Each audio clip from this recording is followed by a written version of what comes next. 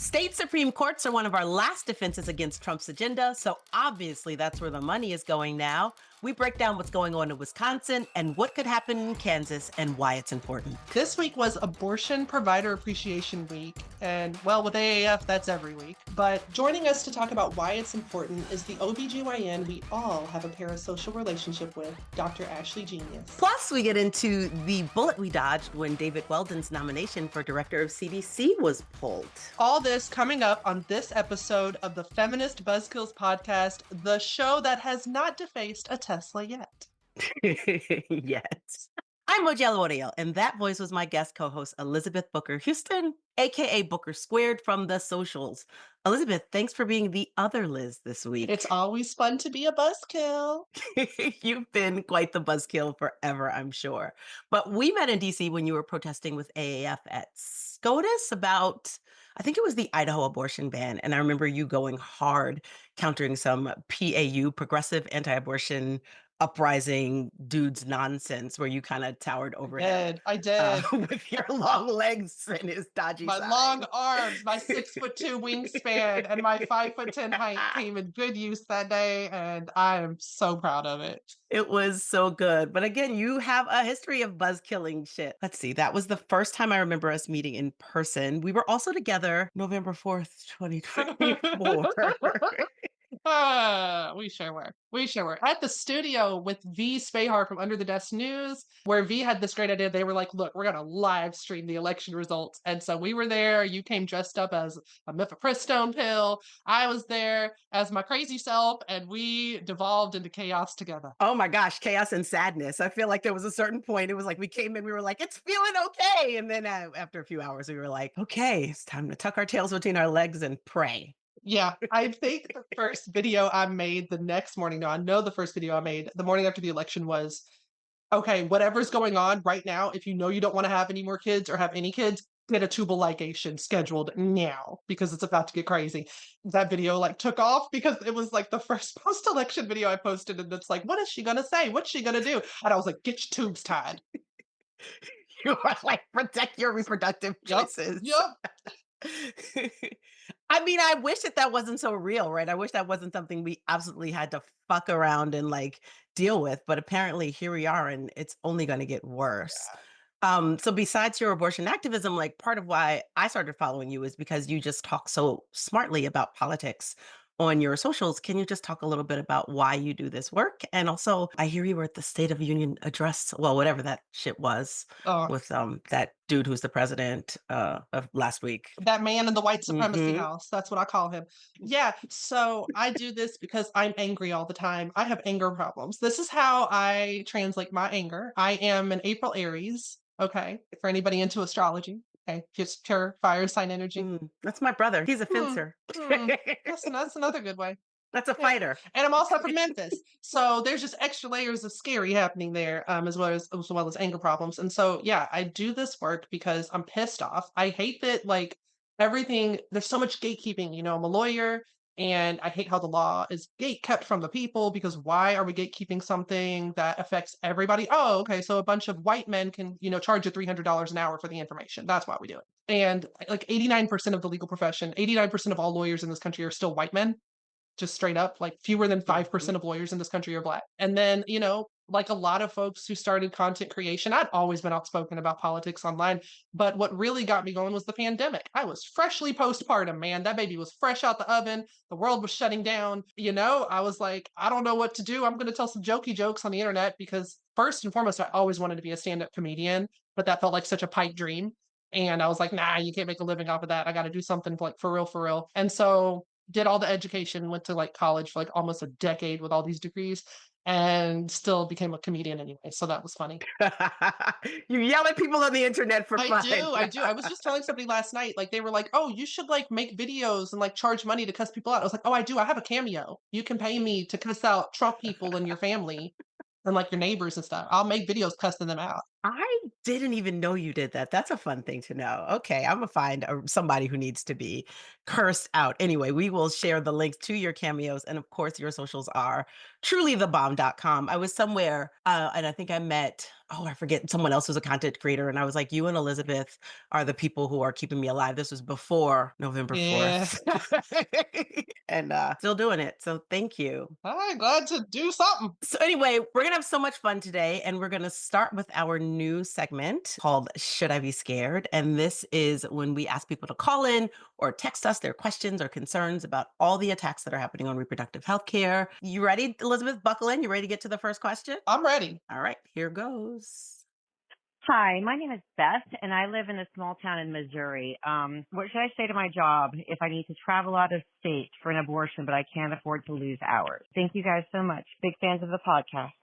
All right. So Beth from Missouri is wondering what to do if she has to travel for abortion. This is tough because a lot of these things are job specific, but Missouri as a state does not have paid medical leave. Now, anyone, if you are in a state that does have paid medical leave, you don't have to tell your employer that you're going to have an abortion. But if you have accrued paid leave in Missouri, you might be able to apply it if money is a part of your problem. Yeah, I would also say this is when you need to look at abortion funds that can help you, right? Because if you don't have paid leave, you don't have any vacation or sick leave accrued, and missing work is basically going to be leave without pay, right? Meaning you're just losing your work hours. You can look at certain abortion funds for Missouri, like the Missouri Abortion Fund. They provide financial assistance for Missouri residents who cannot afford the full cost of abortion care, and that's at mofund.org. And you can also check out Midwest Access Coalition. They cover food, medicine, childcare, travel coordination and costs, and lodging, and that is midwestaccesscoalition.org.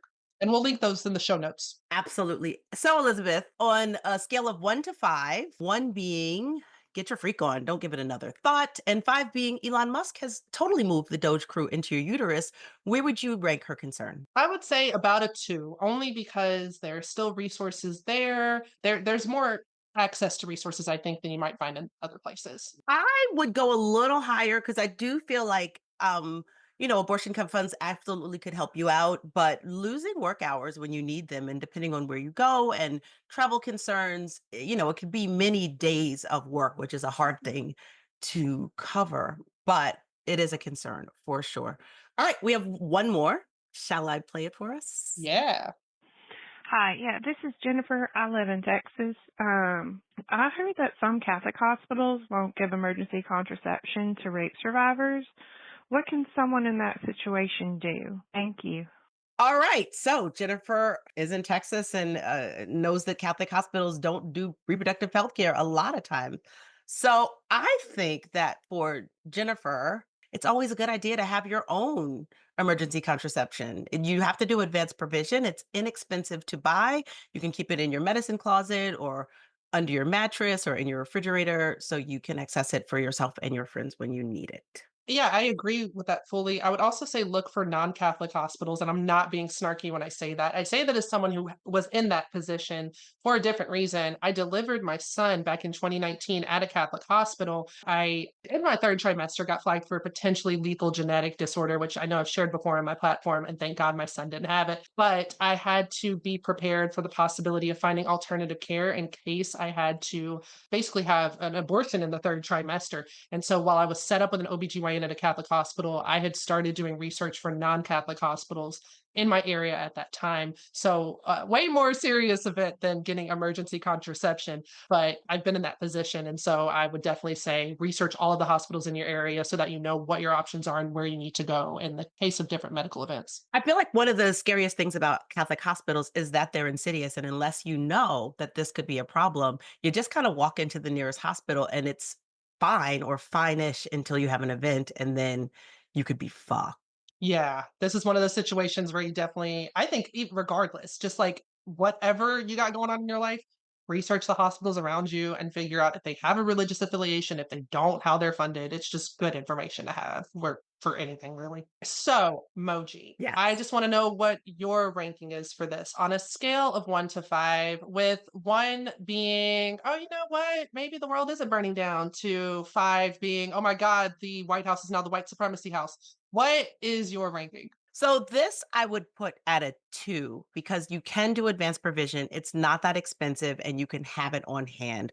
Of course, it's still a problem. The reason I rank it higher than a 1 is that if you are dealing with some sort of trauma or assault, having to leave the hospital and then get the medical care that you need is just fucked up. Yeah, I would actually go like a little bit higher. I would go about a 3. And I say that just because the caller was also specifically in Texas. And I don't know what the medical landscape is like in Texas, but I feel like that already just adds an extra layer of, oh shit. Whatever the medical landscape is in Texas, we know it's terrible and it could be better literally anywhere else.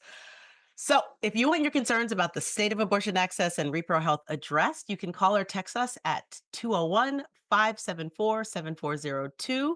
Leave your name, your city, and then fire away. And myself or Liz or whatever guest Liz we have on the pod will chime in and try to get you as much information as we can. All right. So I mentioned, earlier things being a 1. That rating maybe things aren't a dumpster fire, but we know sometimes things are a dumpster fire. So why don't we get into the steaming dump of this week's abortion news? We got 2 gems and a floater this week. Arizona put to bed once and for all a 15-week abortion ban after voters passed an amendment last November to guarantee the right to abortion by a whopping 61%. There are still 40 other anti-abortion laws still on the books that need to be repealed, but let's be honest, picking the needles out of the cactus one by one is way better than sitting on it. So this is a victory we're taking. And in even we're going to shut this shit down and we are the worst news, Montana lawmakers killed a bill that claimed medication abortion pollutes the water supply and infringes on the constitutional right to a clean and healthy Montana. Researchers who examine pharmaceuticals and the environment have dozens of studies showing there's no evidence that mifepristone is harming ecosystems, people, animals, trees, sunset, traffic congestion, or any other fucking thing they want to throw at us. In a related story, an FBK internal study does show, however, that abortion bans do increase the cost of removing eggs. Sure does. And finally, there's one less turd in the Health and Human Services punch bowl for now. Thursday morning, the administration abruptly pulled David Weldon's nomination for the head of the CDC. Weldon, the former congressman from Florida who makes RFK look like Marie Curie. Wait, can we still say her name? Is that DEI? Are we canceled? Is an anti-vax supervillain who, while serving in the House, authored the Weldon Amendment, the mother of all anti-abortion bills.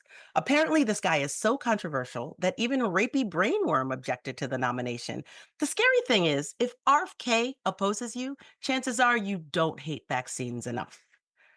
Listen, let's talk more about this asshole. The fuck is the Weldon Amendment? Okay, so the Weldon Amendment, it basically is going to prioritize healthcare providers' beliefs over what the patient needs, which is a terrible idea, if anyone was Mm-hmm. wondering. Horrible. But the Weldon Amendment specifically, it's an anti-abortion amendment that allows healthcare providers, hospitals, and insurers, which like, why is the insurance company in my business? Where's Luigi? To deny abortion care referrals and even information about these services to patients. Like you can't even just talk about it. Give them information and make them informed. So this is a horrible archaic amendment. And it's been around since 2005. Also, he championed this stigmatizing later abortion ban in 2003. He was really early to crafting abortion travel bans for minors in 2006. Idaho took a whole decade more to get 2 decades to get around to it. And one of the fears was that he could have used his appointment at CDC to track and further criminalize pregnant people, Mhm. which would have been terrifying. So you work at the federal government sometimes. Why do you think they pulled his nomination? Sometimes, when you're not pontificating on the socials and joining Buzzkills for an afternoon. I worked at the CDC at one point. I actually did. I worked at the CDC in Atlanta. And I will tell you that, first of all, this terrified me. And I was like so certain they were going to put this guy through. And I think they actually probably pulled the nomination because, the measles Mm, outbreak. mm. It's not going the way RFK Jr. went. We already saw RFK Jr. now like hold like a freaking lawn chair over the MMR vaccine because I think it's because the guy probably heard from somebody, hey, you might be personally liable for some nonsense. And we heard that you have like, over $250,000 in credit card debt and you ain't got no job. So maybe like don't do that. But yeah, I think that they pulled the nomination because RFK Jr. is now freaking out about the measles outbreaks and the whole anti-vax stance. And because Weldon is like super anti-vax, he was like, you know what? I don't need any more heat. Let's just say no. I mean, this is good news and we'll take it, but also like I just wonder what ghoul they have in the works who's gonna swoop in and just seem marginally less astronomically terrible next week. I don't know. We're gonna find out. I mean, it feels like we dodged a bullet with his nomination, but speaking of dodging bullets, they don't let the CDC talk about gun violence or anything. So I feel like they are going to probably put somebody in there who is just going to keep the CDC silent. So maybe not necessarily like putting out bad policies, but I think they're going to put somebody in there who's just going to keep the unfortunate status quo of this administration of like not informing people. Just a little off subject, but I feel like with this whole administration, if they just keep the status quo of 2 months ago, that'd be fine. It'd be fine. Maybe. Fingers crossed. Well, before we get to the stories that we're gonna want to dig deeper in and talk to our guests, I just want to talk about like what I did last weekend with the AAF crew. I want to talk about how great the Jason Narducci and Michael Shannon tour has been going. Part of what's great about it is they have these incredible posters and they are selling them, and 100% of the profits are coming to us. So last weekend, the tour was in Brooklyn, and a bunch of AAF staff went to see the performance where they basically were doing a cover of REM's Fables of the Reconstruction, and it was such a cool night. It was joy, it was dancing, it was singing, and we had a table, and so many people, mostly gray-haired white guys, stopped by, took stickers, and donated money. So I'm just talking about it because it was fun, but unfortunately, if you don't have tickets or you didn't catch it where it is, there's literally one show left at this point, and it's sold out. But maybe we'll get around to doing it next year. And if so, keep an ear out because it's totally worth it and it helps the work that we do. Also, South Carolina has its head into the Supreme Court again on April 2nd. Elizabeth, it's not enough for South Carolina to institute an abortion ban and impose the death penalty. No, no, no. You got to take it 4 steps further. So in this case, Medina versus Planned Parenthood South Atlantic, the South Carolina Department of Health and Human Services is fighting Planned Parenthood because they believe Medicaid funding should not be given to Planned Parenthood for pap smears, birth control, and wellness visits because Planned Parenthood provides abortions in other states. Other states, not in their state, other states. So you can join us in DC to protest this bullshit on April 2nd. Let's make our voices heard loud and clear together. And exciting news, I will be there with Abortion Access Front 2, getting in some good trouble. That is my 35th Woo-hoo! birthday weekend, and I'm going to tell you, Yay! that's how I want to celebrate. Guess we'll be raging. And if you are thinking about joining us on April 2nd, we want you to fill out the form in the show notes. And then on April 3rd, come see the Buzzkills do a live co-podcast with our podcast besties, Imani Gandhi and Jess Piccolo from Boom Lawyered. We are calling the show Boom Buzzkilled, and we're going to break down everything you need to know about what happened at SCOTUS the day before. It's going to be pretty fun. The show will be at the Black Cat, and the ticket links will be in the show notes. I hope to see you there. All right, now let's get to like the stories. So, state Supreme Courts and legislatures are the checks that we have now to stop or slow a conservative agenda. And we're going to focus on Wisconsin and Kansas Supreme Court races today. But we're at a point where every little race counts if we want to advance a progressive agenda that works for everyone. That's right. And so Republicans hold the federal government for FECTA. They have the House, they have the Senate, they have the executive branch, they have a SCOTUS super majority. And all we can do in our blue and purple states is just try to be a check on this agenda. And it turns out the billionaires know it. And so groups tied to Elon Musk are pouring millions of dollars into the Wisconsin race, basically to buy the influence they want. Yeah, I'm so tired of this new age African scammer. Like I've been saying, like remember the like Nigerian prince scam emails that we used to get? Now it's the white South African scammer.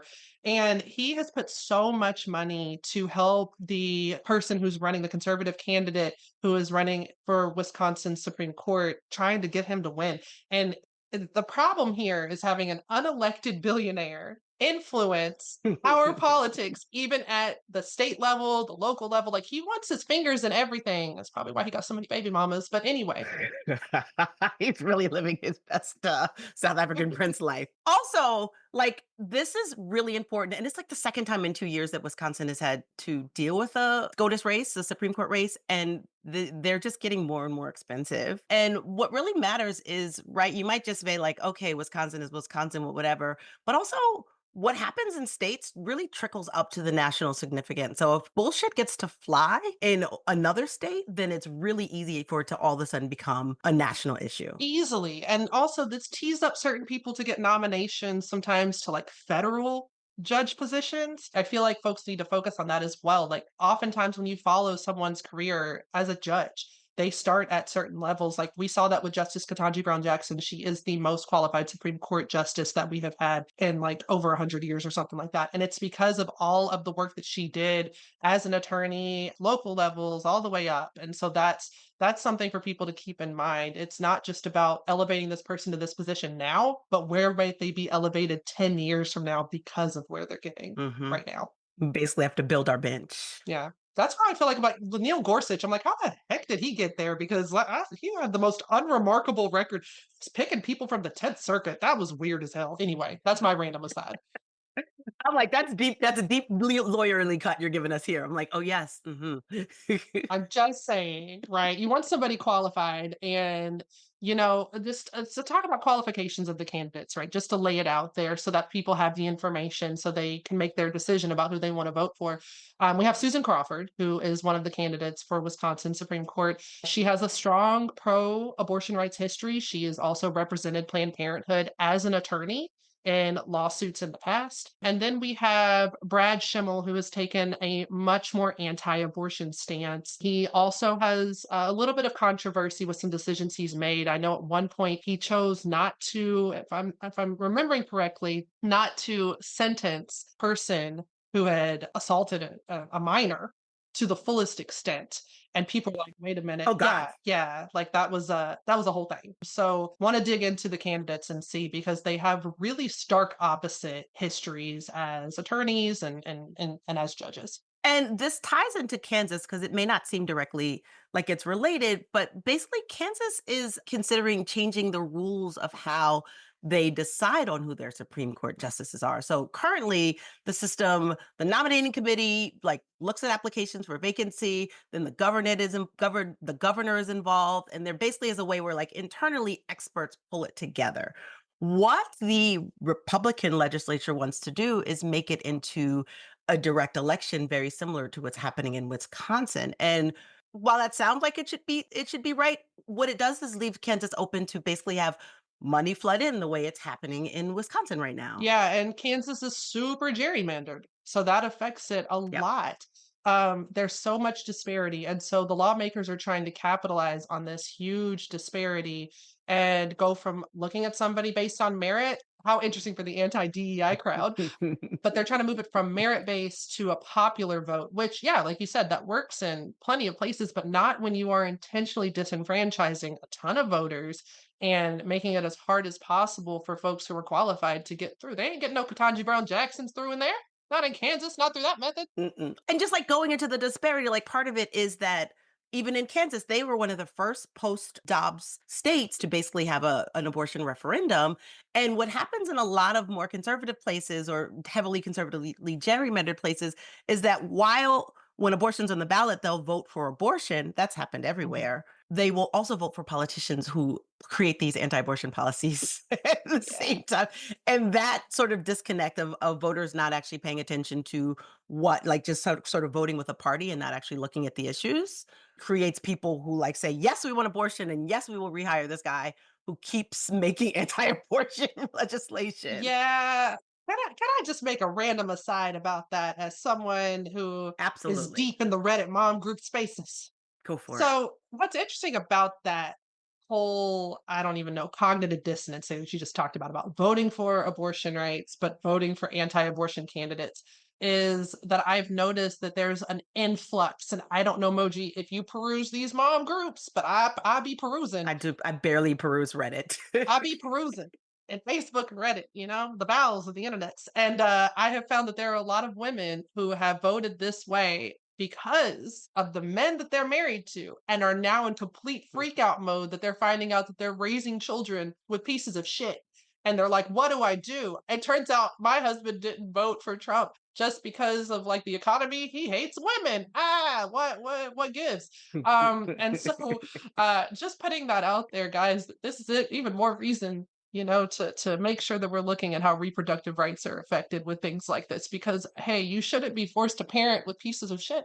You shouldn't. And also, just so you don't know that it's our expertise in talking heads, organizations like ACLU and Planned Parenthood also oppose this change. They see the damage that it has. And so there's some time before this. If the constitutional amendment changes, it would be on the ballot as soon as August 2026. So I just want to reiterate, stay informed, do your research, check your registration, check your local ID requirements if that's something that happens in your state, and just show up and vote for every single election and don't listen to your piece of shit husband. Yeah, like he ain't gonna be in the ballot box with you. Leave his goofy ass at home. Like anyway, all right. So and our progressive electeds are a key part of preserving abortion access, and they let providers just do their jobs with their expertise. And speaking of providers, it is Abortion Provider Appreciation Week, which whew, We love it, sure is. And since we love abortion providers at AAF, it's been a week of showering them with love, gratitude, and appreciation. But we also can never forget the tragic start of this celebration. on March 10th, 1993, Dr. David Gunn was murdered by a violent anti abortion extremist in Florida who shot him on his way home from church. The murderer is a Christian fundamentalist and said he was acting to prevent Dr. Gunn from providing abortion care. His murder helped move the federal government to protect providers by passing the Freedom of Access to Clinic Entrances Act, or FACE Act, in 1994. And our movement responded by declaring March 10th a day to celebrate the people who provide abortion care, which is extended to a week of acknowledgement that this is essential work. We know that abortion saves lives, that abortion is healthcare, and that abortion is a public good. But also, abortion is under attack. Legislatures around the country have committed to attacking doctors and leaving patients to suffer under harmful pro life policies. And we can't let this stop us. Now more than ever, it's important that we let providers know that we love them and we stand with them. And so AAF proudly and happily and joyfully celebrates Abortion Provider Appreciation Week. And so last week we did so many things. We bought lunch for people. We had our friends Jess and Imani call a clinic and record a video thanking them for their work. We always send out thank banks to providers around the country. And we supported and uplifted a few new clinics in Wisconsin and in Chicago. And Liz herself, not this Liz, the other Liz, and some volunteers just put together some post-abortion care packages for Whole Women Health in Minneapolis. And one of our programs people organized a puppy party in College Park. It's pretty great. And to keep the celebrations going on our pod, we got a fantastic provider to come by and chat with us. And I'm so excited. You may know her from the perfect doses of repro wisdom she drops on TikTok. Here to chat with us about the importance of Abortion Provider Appreciation Week, please welcome Dr. Ashley Jeanius. Hello. Hey. Hello. Hi. Thank you for having me. I'm so excited. I love this podcast. Oh my gosh, I am so happy to have you here on our show. I just wanted to start by saying you do such an incredible job of creating these perfect bites of information on socials that give like just enough info to know that we've learned something, but could also spark a little bit more research for a person who is nerdy like me. And so after going to med school, becoming a board certified OB-GYN, what made you decide to also share important info with the rest of us? Well, thank you for saying that. Really, it came from a place of knowing that there's so much misinformation out there. Throughout our training, we're told to advocate for our patients. And I felt as if I needed to advocate outside the clinical walls. Advocacy can look like in a lot of different ways, like us walking around, talking to our Congress representatives, writing op-ed pieces. But I really wanted to find where like younger people or people like myself when I was younger, where would I get my reproductive health care information? And that's typically from my other young friends who didn't know anything at all or the internet. So I wanted to provide some information and fill in that gap so people could get accessible care. And then another thing too is that I feel like there's a lot of stigma when it comes to reproductive health care. I talk a lot about contraception, abortion, miscarriages, periods, all of these taboo topics. And when you have taboo topics, there's a lot of silence. And when there's a lot of silence, there's a lot of space for misinformation to kind of fill in those voids. So I wanted to be there. I wanted to make sure that with these taboo topics, people can still feel empowered and make really informed, wise decisions. I love that you're out there talking about these topics that people don't talk about, and you get so much misinformation from your friends. I remember being a teenager or even an early 20-year-old, but I know it's tough being a woman on the internet, especially a Black woman. So what kind of reaction do you get to your content? Like, I looked at the comments on one post and it ran the gamut from abortion is murder to thanks, I'll talk to my doctor. Being a Black woman on the internet, you could just imagine what sort of commentary I get. But what I love doing is blocking people. I am a Mm. blocker, block, block, block. Block party. Exactly. I mean, I have to. The reason why I'm creating these posts is that I want a safe environment for people who are seeking information. So I don't want them to see so much like anger about, healthcare. I think people forget that like what I'm talking about as a doctor is healthcare, but they're putting a lot of other things involved. So I do a lot of blocking to kind of help myself in my own mental space, help my people who are seeking information so that they also feel safe. I have to admit, sometimes I'm very jealous of people who really respond back. Like, you remember how like Obama had like that angry translator Yes.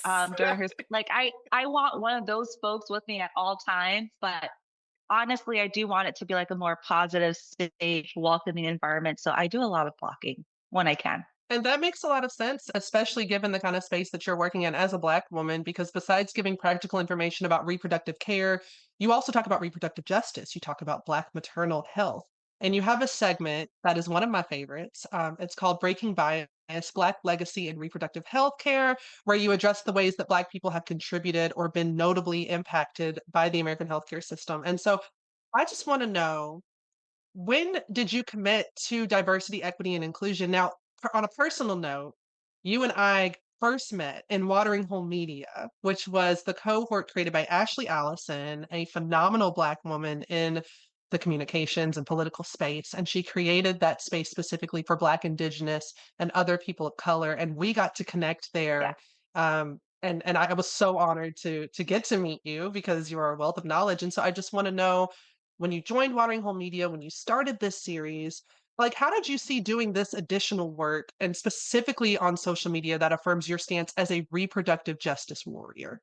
Well, honestly, it's because I'm an OB-GYN and I realized through all of my training, I was never taught that. So imagine every single healthcare provider that's taking care of Black bodies aren't aware or know of all the biases that we have in these institutions that informs us and trains us how we're taking care of patients. So I acknowledge that because my lived experience as a Black woman, like growing up, I didn't know what like disparities meant, but like I understood like something was off. Like, why is it so hard for me and my family to get into the healthcare system? And then all throughout med school, all throughout residency, fellowship, my whole training, and this is pretty much of every OB-GYN, we are never really taught how our institution is based on racism.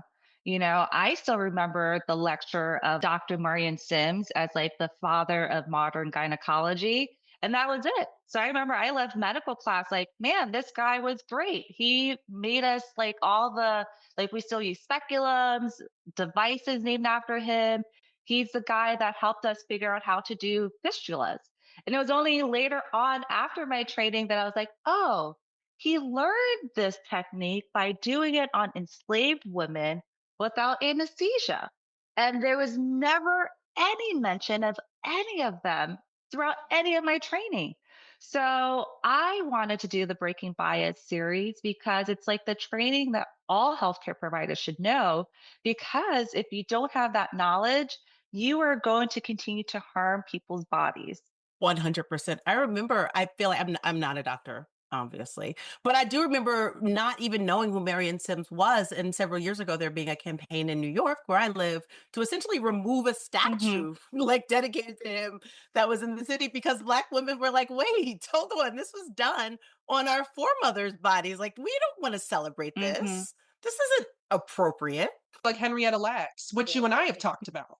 We have talked about this in the cohort that we were in. We had that discussion, and a lot of people don't know who she is. And Hmm. you highlight people like this. Yeah. So it's important to understand, how do we get here? How do we get to a place where when you look at Black maternal mortality, that like Black women were still 3 to 4 times more likely to die related to pregnancy complications compared to our white counterparts. And that's even including like people like myself, even though I'm an OB-GYN, there's data that says I'm still at a higher risk of dying from pregnancy with complications. And it's racism. It's not race, it's racism. And we know this, even we hear of other celebrities. Like I remember Serena Williams talked about this one of the Mhm. time she gave birth that she almost died. And if it wasn't from the advocacy of her husband, who just happened to not be Black, Her that white husband. exactly, that she may not have made it. And this is a woman who is celebrated, wealthy, connected, probably had what could be called the best healthcare, and it still was failing her. And you're absolutely right. It was racism, not her race. So we are so excited that you're here specifically to talk about Abortion Provider Appreciation Week. Now, here at AAF, we recognize that independent providers are doing the work, fighting for patients to get the care regardless of this political climate, which is mostly trending downward, but has historically been up and down. And so, as an organization, we spend a lot of our energy and our resources supporting providers in this mission. As a reproductive healthcare provider, has there been a notable way that you have been celebrated? And do you have any suggestions for our listeners for how they can celebrate the providers in their life? Oh my gosh. Well, thank you for even asking that question. This is going to sound so cheesy, but I feel celebrated every single day that I get to work with patients. I really do. I see what patients are going through. I get a lot of patients that travel out of state to get their care. And then I see like the relief that they have on their faces when they see that, oh, wow, I'm getting care with compassion, with dignity, with respect. And that's probably appreciation enough for me just because that's enough for me. But ways that people can really help support and celebrate abortion providers is by donating to abortion funds. And if folks don't know what abortion funds, they are the organizations that are really helping patients get to clinics. They're helping with lodging, logistics, even childcare. I recently had a patient that came in with her 5 kids to our clinic, and an abortion fund helped get her kids a hotel room, get herself another hotel room, help with childcare while she was getting her abortion care.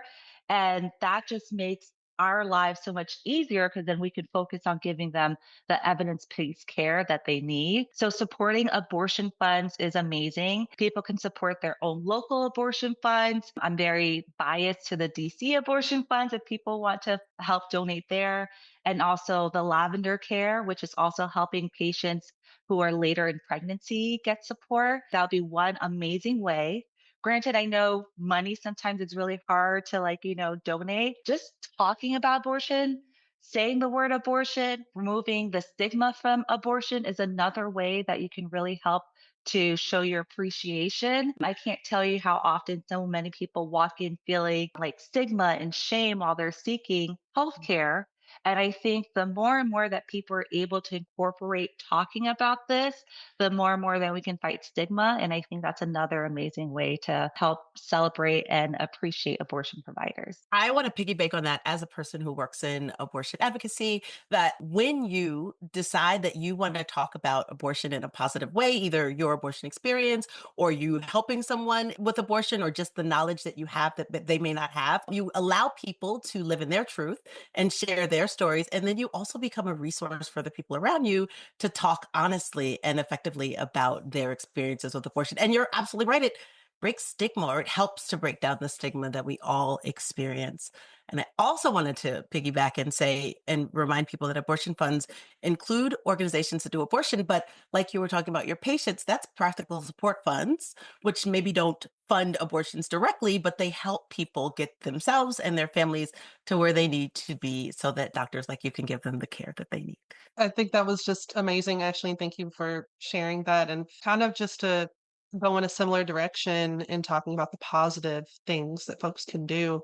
I want to know, as an educator and provider, can you talk about the joy that you find in the work that you do, especially in this crazy time. We know that Black joy is resistance, and Black joy from someone like yourself, who's a Black OB-GYN, is such an important form of resistance, especially in the abortion space. And I just want to know, how do you find joy? Oh my goodness. I think I already alluded this to before, but my patients, they really provide me so much joy. I can see people like the relief and like whatever stress that they were having just kind of like melt away while they enter the clinic and finally realize that they finally made it to a safe space. I get the joy when I know that other individuals are helping fight.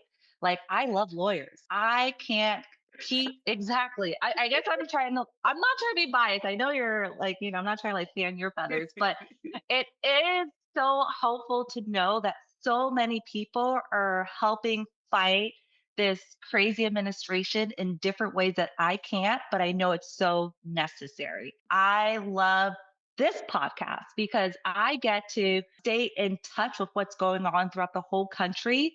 And then I also know that other people are getting to know what's going on in the country and we're all in it together. So these are all probably sounds really small, but simple things that are bringing me great joy and allows me to continue to do my work, not being like burnt out or stressed out about like everything else that's going on. That's not small. No, it's not at all. We've got so much to do, and they say like the way you eat an elephant is one bite at a time. So all of us, I think, are parts of the chefs in the kitchen eating eating that elephant. I never heard of that saying before, but it makes sense. We have a big elephant in front of us. Yes. That's such a perfect metaphor considering the symbols of certain political parties. Absolutely is. So, Ashley, is there anything that folks, supporters of yours, supporters of abortion rights in general, can do to help you feel more safe and to help other providers feel more safe? I also just want to say while we are all fighting towards the good fight of increasing access to abortion care, I really wanted to center the most marginalized communities that are being impacted by these restrictions and bans the most, which are people of color, Black women, our trans and non binary folks.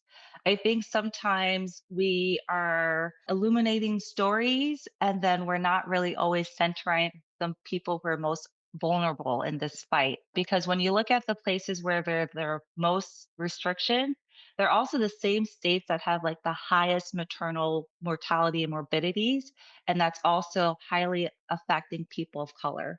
So while we are all in this fight together, I still want people to strive to always center those who are being the most affected and then making sure that we're supporting these reproductive justice organizations like Black Mama Matters Alliance or Sister Song, because they have been doing the work for years and decades, and we need to be amplifying and supporting them during this journey. Beautiful.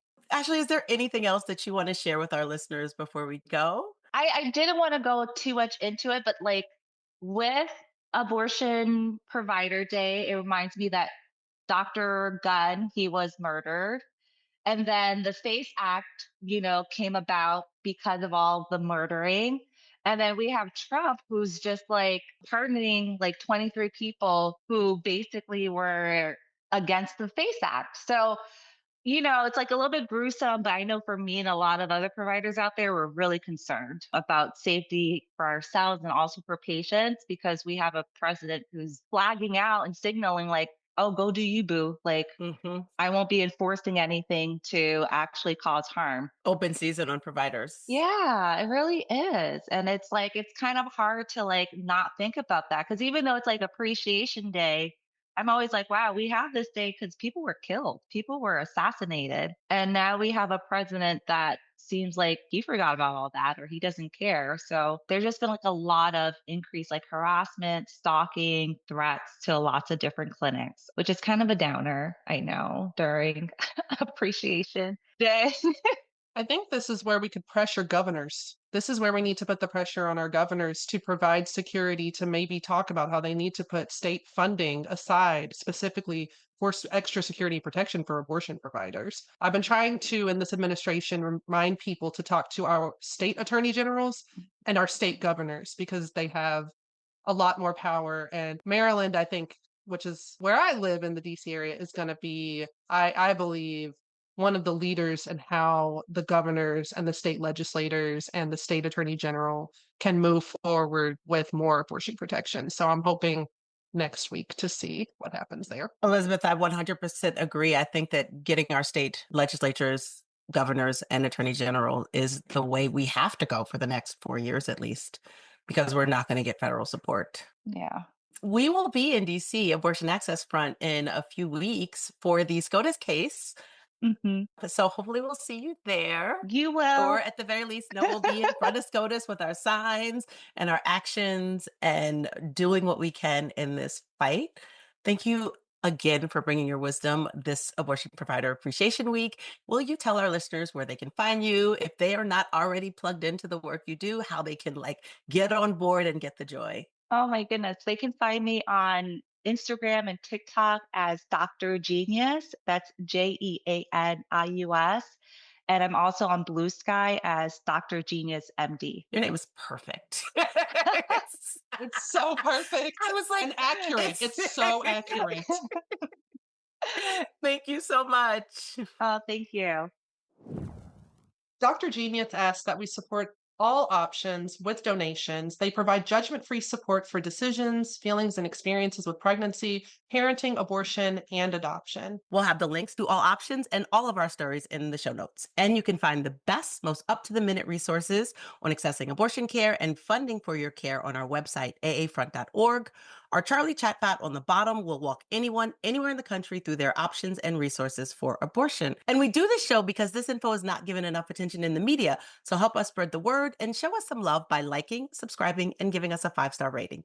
Every bit helps us reach more listeners.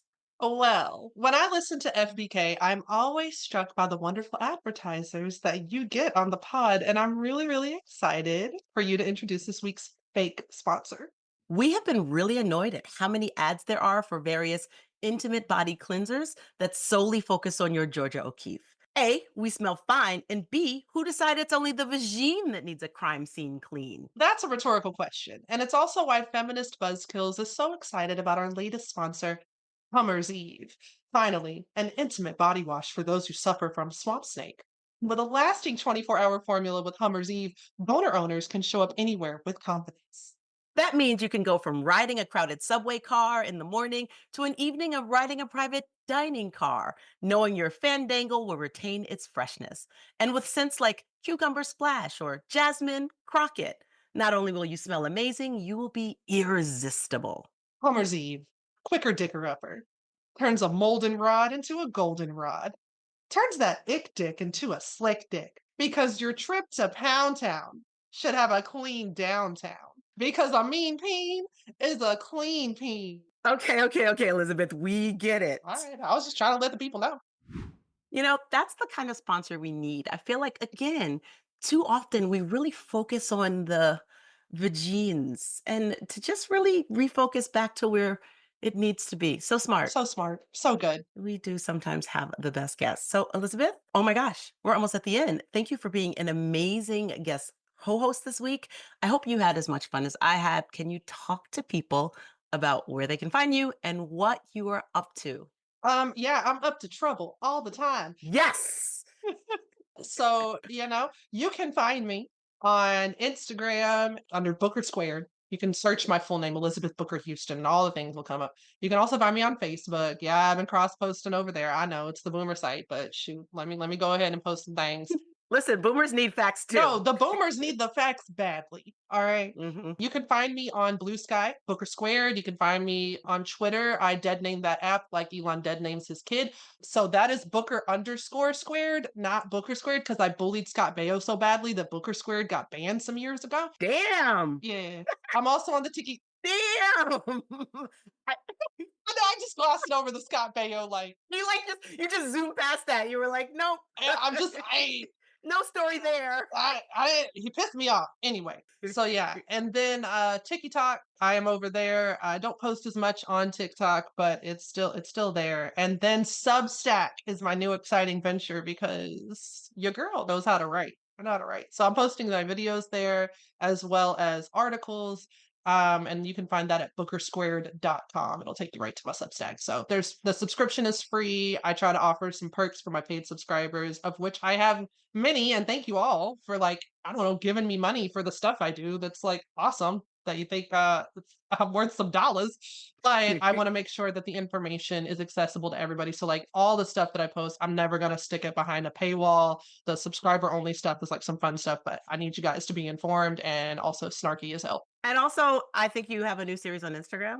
Come on, tell me about it. Yes. Okay. So that is No Distractions with my co-host, Jasmine Burton. If you guys attended my Together We Might town hall tour during the month of October with the finale the night before the election in DC, when I still had so much hope within me, that was a time. I remember Hope. That was good. But yeah, if you guys attended that tour or you watched any clips from it, you got to meet Jasmine Burton, who is also a fellow lawyer comedian and a Black woman who is also 5'10". And we became friends because the white producers in DC kept thinking we were the same person and booking the wrong person when they thought they were booking the other person. So we've linked up. And we now have a series called No Distractions that we are posting on Instagram as well as my Substack. I'm on YouTube too. You can find me, same thing, Booker Squared. And that is sponsored by CBC PAC, the Congressional Black Caucus PAC, which gotta love Black folks. Thanks y'all for sponsoring us. I bet you those Black people can tell Jasmine and Elizabeth apart. Those aren't even the same name. We don't even look that much alike. I'm more light bright than she is. It don't even make sense. Anyway. So frustrating. Well, now we're there. That's our show. Thanks for listening. And thanks again to our special guest, Dr. Ashley Jeanius. And please donate to all options. And did we make you smarter, make you laugh today? Then you can show the pod some love by liking, subscribing, and giving us a 5-star rating. Plus, stay connected with us on social media at Abortion Front across all platforms. With your help, we can get more people to learn about the assault on abortion access. Looking for ways where you might fit in to do some abortion activism? We've got a 5-part activist training series, Operation Save Abortion, at operationsaveabortion.com. And while you're there, you can visit our super cool activist calendar, which is full of local and national actions and educational opportunities. And in honor of Dr. David Gunn, we'll be highlighting an action in Florida this week. Florida Access Network is hosting a Repro Kit Party 101 virtual training on March 21st at 5 p.m. Eastern. Become an expert on sourcing and distributing the essential items for repro kits in your community. The link is in our show notes. If you want to get more involved, but you're not sure how, you can always sign up to volunteer at our website, aafront.org, and let's figure it out together. Y'all, I became a volunteer. I love it. It's lit. Do it. Yes. And Liz, the other Liz, is back on the pod next week. We'll be chatting with Dr. Jamila Taylor, President and CEO of the Institute for Women's Policy Research, about the economic impact of abortion restrictions. And those are real impacts. Plus, the ultimate multi-hyphenate creative genius, Jean Grey, adds published memoir author to her multitude of titles. We can't wait to talk about her hilariously titled memoir, In My Remaining Years, which comes out March 18th, so you can still pre-order your copy today. And also join the Patreon. You'll support great content and get cool FBK merch and experiences. All pledges support this pod and all of the activism at Abortion Access Front. Pledge at patreon.com/feministbuzzkills. FBK is edited by Remy DeTournay and is produced by Abortion Access Front. Finally, we leave you with Christian nationalist pastor and prick with a podcast, Joel Webbin, a man furiously showing you his whole ass, despite the fact that he doesn't want to see yours in public anywhere. In a nutshell, in general, I don't want to see women in the public sphere. You mean they shouldn't hold political office? Correct. You mean you don't want to see them podcasting? Correct. Well, but what about in the marketplace, with, 9 to 5, careers? No, not that either. I don't want to see women holding positions in the public square. I don't.